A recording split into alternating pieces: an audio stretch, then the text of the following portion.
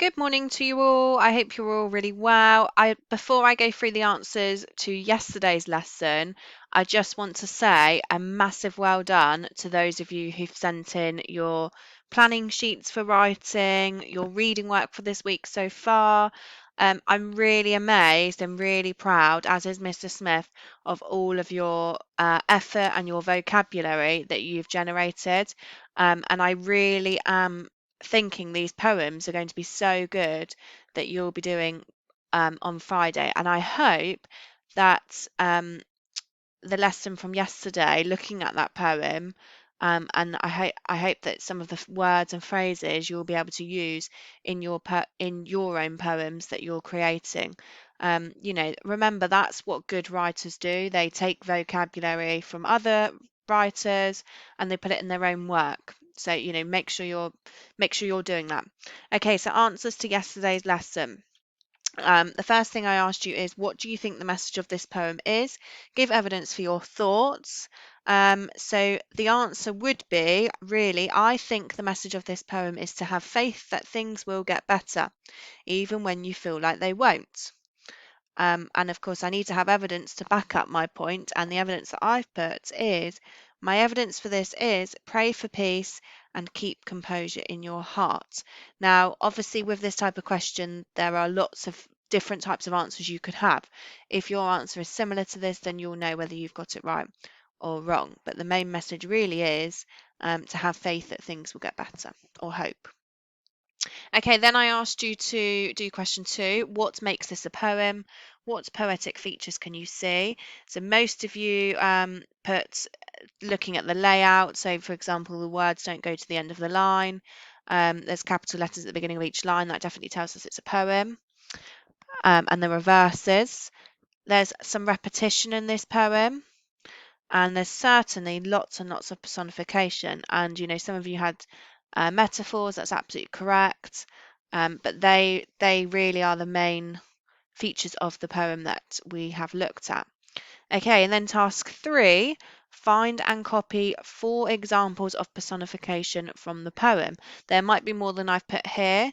The key really is remembering what personification is. So it's when you give an object a human feature. So these are ones that I've pulled out here. Sinking and melancholy, boat of joy will arrive, a storm of failures, clouds of misery, and keep composure in your heart.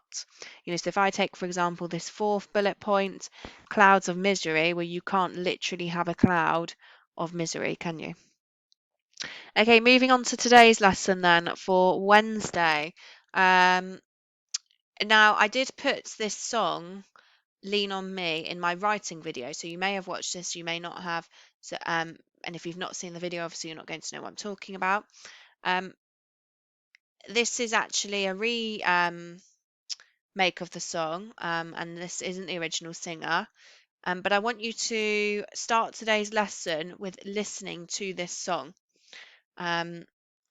This is what I've got up on YouTube. It doesn't have to be this version, but I want you to listen to this song. Then I want you to have a look at the lyrics of the song. So I've put them on here. You obviously might want to have them separately so that you can listen and look at the lyrics at the same time. You might want to listen to it a couple of times. That's completely up to you. But as I said in my writing video, this song is a poem and this song does have a message.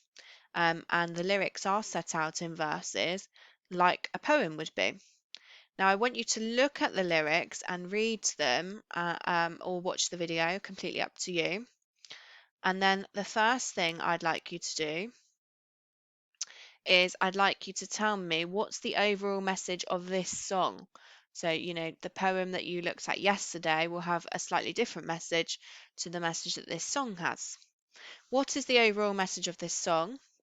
And then question 2, if there is a load you have to bear that you can't carry, I'm right up the road. That's a couple of lines from the song.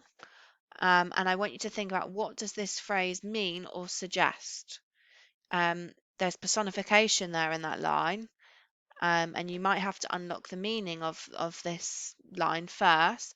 But I want you to tell me, what does this phrase mean or suggest? And then the third activity that I want you to have a go at today, these words in red here are from the song. It's actually the opening of the song. Um, and that very, very powerful message that those two verses have. I want you to read and listen to those verses of the song. Can you write or invent your own version giving the same message? So, those of you who are really, really good writers will be in your element with this, because I want you to, have a go at writing your own version of those two verses. So, you're thinking about synonyms. We've got the abstract noun sorrow. So think of other abstract nouns that mean the same thing. Um, there is some rhyming here. So think, can you make yours rhyme? It doesn't have to rhyme. Shout out to Kyla for sending a fantastic poem into me yesterday. I was amazed. It's, if you haven't looked at it, have a look on Twitter, because it really, really is incredible.